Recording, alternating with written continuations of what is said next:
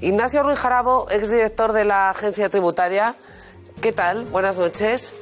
Muy buenas noches, Ana. Que los partidos tengan todas las cuentas en regla, según lo que han enviado al Tribunal de Cuentas, es algo que es habitual, entiendo. No sé si es tan habitual también que tú le des 700.000 euros a una empresa y esa empresa no envíe su justificación al Tribunal de Cuentas como está obligada por ley. Bueno, hay que matizarlo. Vamos a ver. Quien tiene que justificar los gastos que pretende hacer valer para recibir las subvenciones son los partidos políticos, ¿no? Los proveedores de los partidos no han de justificar realmente el gasto, sino que son los partidos. Ahora bien, lo que tienen es una obligación informativa. Tienen que rendir información, es decir, simplemente decir, mire usted, yo he dado servicios a tal partido tal día y por tanto importe. ¿Con qué finalidad? Con la finalidad de que el Tribunal de Cuentas pueda, entonces sí, hacer alguna verificación adicional, un contraste con dos fuentes, la del propio partido y la del proveedor de los servicios, ¿no? Bueno, pues hay unas empresas que han dejado de remitir esta información. Siendo su obligación, no la han cumplido, ¿no? Pero, insisto, es un tema instrumental porque la obligación de justificar la tienen los partidos. Y en este informe dice el Tribunal de Cuentas que básicamente lo han hecho bien. Pero fíjate, Ana, que decías al principio, esto es lo habitual. Bueno, en términos recientes, no.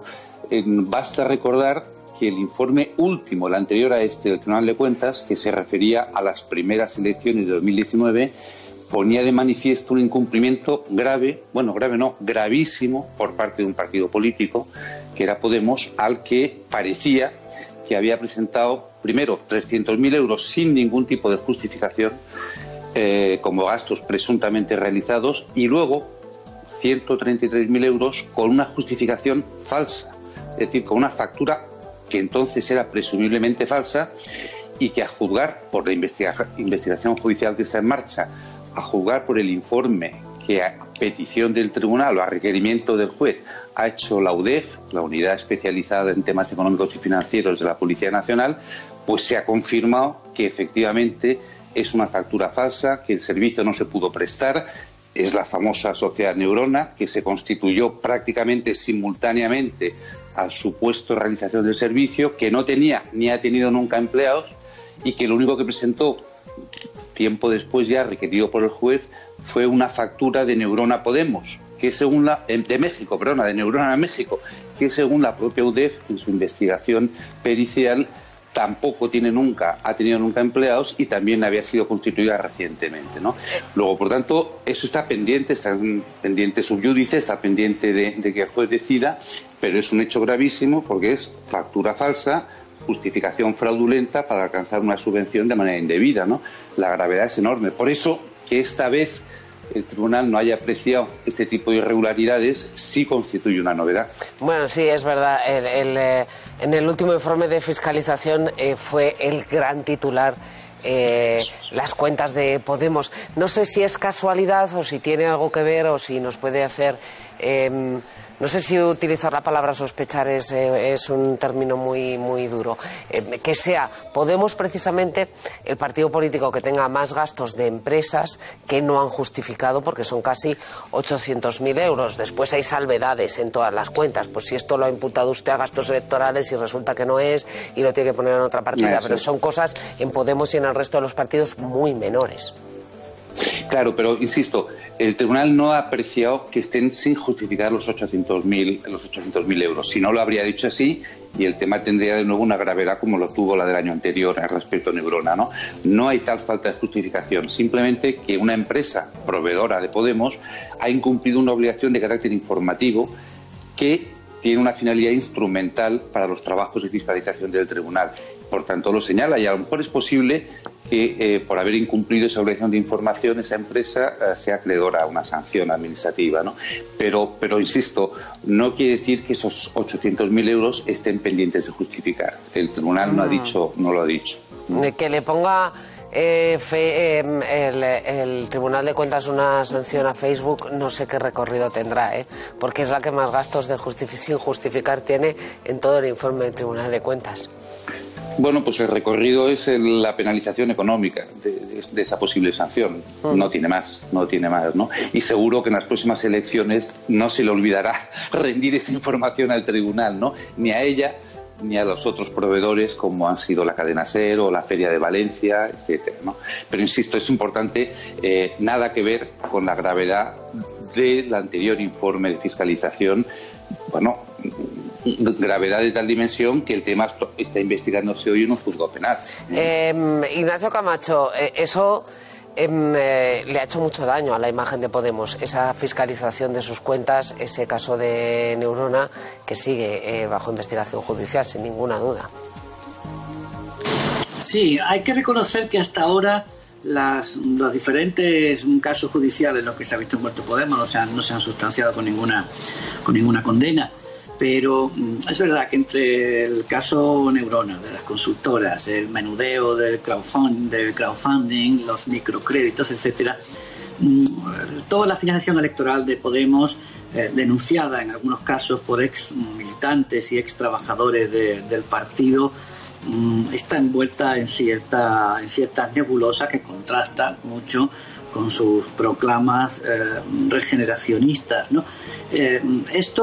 A ver, el rasero de esto no es cuantitativo, es poco dinero, pero el rasero es ético, no es cuantitativo, ético y legal. Y quiero recordar que el actual gobierno está en el poder por una moción de censura montada por una condena de soslayo al Partido Popular como partícipe indirecto a título lucrativo de una irregularidad en financiación electoral en un pueblo de Madrid. No fue por el caso Bárcenas, ni por lo que se llevó Correa, ni por lo que Bárcenas tiene en Suiza. Fue por una cosa muy parecida a esto, por una irregularidad evidentemente condenable y de hecho condenada como partícipe literalmente a título lucrativo en un pueblo de Madrid. Sí, en esto es que la ley exige que se sea muy transparente, porque es, como decía el profesor Bejarabo, dinero subvencionado. Dinero de los ciudadanos, y cada euro tiene que estar perfectamente justificado, porque esta cosa después nos quejamos del desafecto de la gente por la política, sí. Pero es que lo que tiene que ver el ciudadano es que ese dinero que está dando a los partidos, que ya de por sí es discutible que se financie desde el Estado la participación electoral en vez de financiarla los propios partidos a través de donaciones o de sus simpatizantes. Esto es discutible, pero en fin, ya que se ha adoptado este modelo, hombre, que se sea transparente hasta el último euro, sí. Hasta el último euro. Ignacio Camacho, gracias por estar con nosotros esta noche. Un placer, buenas noches. Buenas noches. Ignacio Ruiz Jarabo, una última pregunta. Sí, para los que luego dicen que lo del Tribunal de Cuentas no sirve para nada porque tienen que trabajar con lo que los partidos les entregan, ni más ni menos.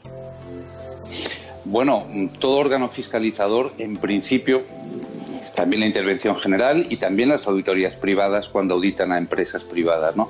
En principio se trabaja, la primera fuente de trabajo es la documentación que envía el auditado, el fiscalizado, pero evidentemente de la pericia de los fiscalizadores está en rastrear información por otras fuentes, ¿no?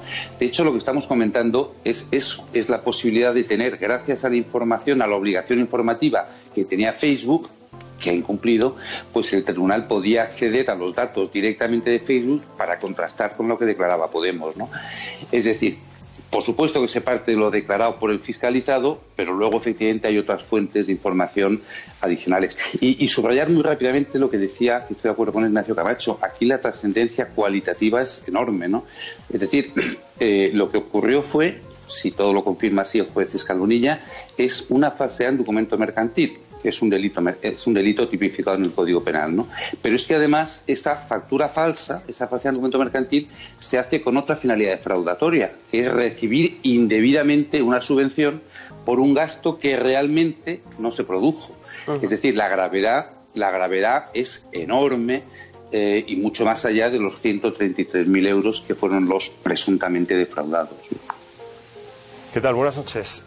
Quisiera hacer una pregunta que es tiene su cierta malicia, y es ¿cómo hasta ahora Podemos, con la acusación tan grave de la que hablábamos antes, que no es esta del dinero que se ha invertido en Facebook, sino la anterior, el tema de Neurona, cómo es que hasta ahora mismo ha estado yo creo que más o menos esquivando cualquier posibilidad de que esto llegue a un tribunal y el caso sea juzgado.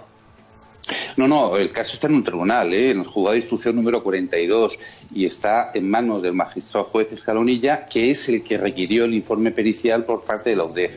O sea, yo creo que el tema está investigándose. Bueno, lo que pasa es que en España la justicia tiene sus plazos, ¿no? Y yo creo, por la información que ha salido en los medios y sobre todo por el contenido del informe de la UDEF, que es contundente, dice que allí no hubo nada, ni servicio, ni bien entregado, ni servicio prestado, y que además no se podía prestar, porque ni Neurona España ni Neurona México tuvieron nunca medios, ni humanos, ni materiales. Es decir, que nunca pudo haberse prestado ese servicio que se ha documentado de forma falsa en la factura, ¿no? El informe de la UDEF es de una contundencia absoluta, sin que Podemos haya presentado un contrainforme pericial para desmentirlo, ¿no? Lo que pasa es que, efectivamente, estando el tema en sede judicial, todavía no hay sentencia, ¿no? Pero bueno, ya sabemos que en España los plazos son los plazos.